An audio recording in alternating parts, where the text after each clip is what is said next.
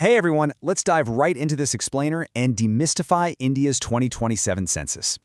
For the first time ever, the country is rolling out a digital self-enumeration process, completely shifting how a billion-plus people report their most vital data. Understanding how to use these brand new digital tools is going to make the whole process incredibly smooth for you and your family. Here's our roadmap for today. We'll be covering India's first digital census, the 15-day self-enumeration window, strict rules for registration, navigating the SE portal, securing your SEID code, and finally, our census, our development. Let's start with Section 1, India's first digital census. So, the 2027 census actually breaks down into two massive phases. Think of Phase 1, the house listing operations, as listing and counting each individual household. Then, Phase 2 is the actual population enumeration. Now, for today, we are laser-focused entirely on Phase 1. Why? Because that's exactly where your new digital options come into play directly from the comfort of your home. Traditionally, enumerators had to physically walk up and visit every single house in the country. Well, not anymore. Enter the Self Enumeration portal. This is a digital platform where you, specifically the head of the household or a representative, can totally bypass the wait. You just log on directly and fill in your house and facility details on your own time. It's a total game changer for making the whole process way faster and easier. Moving right along to Section 2, the 15-day self-enumeration window. 15. That is your magic number. You literally only have a strict 15-day window to use this portal, and timing is absolutely everything here. The portal only opens up for the 2 weeks immediately prior to the official start of the physical house listing operations in your specific state or union territory. So if you want to skip the line and register your details in advance, you have got to do it within this precise time frame. Okay, Section 3, strict rules for registration. Now, before you even open up the portal, you need to know the system operates with some really strict boundaries. First off, one household equals one mobile number, period. And the entry has to be made specifically on behalf of the head of the household. Here's the kicker.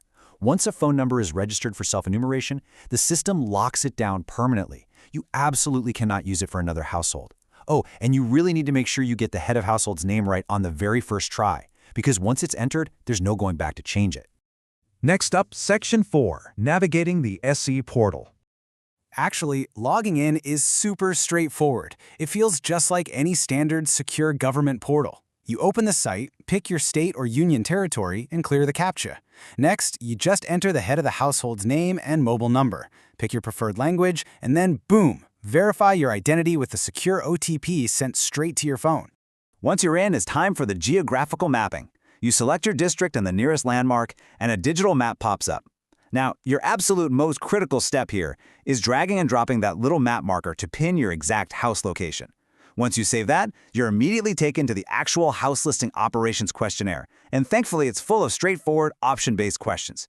And hey, if you feel like you might get stuck, don't worry. The portal is loaded with built-in help. We're talking auto prompts if you leave out some info, FAQs, handy little tooltips, and get this, even phonetic and virtual keyboards to make absolutely sure your name is spelled flawlessly.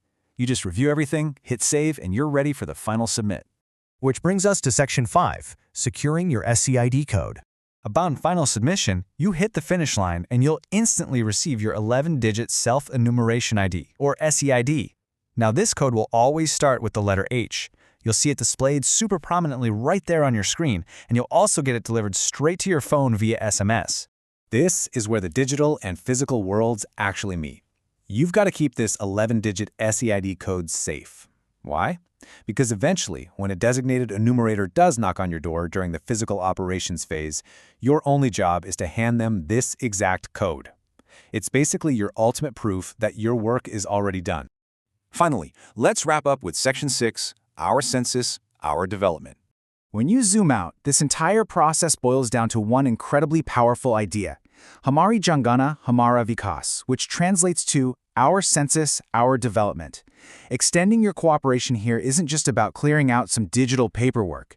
The accurate data you provide actually paints the true picture of India.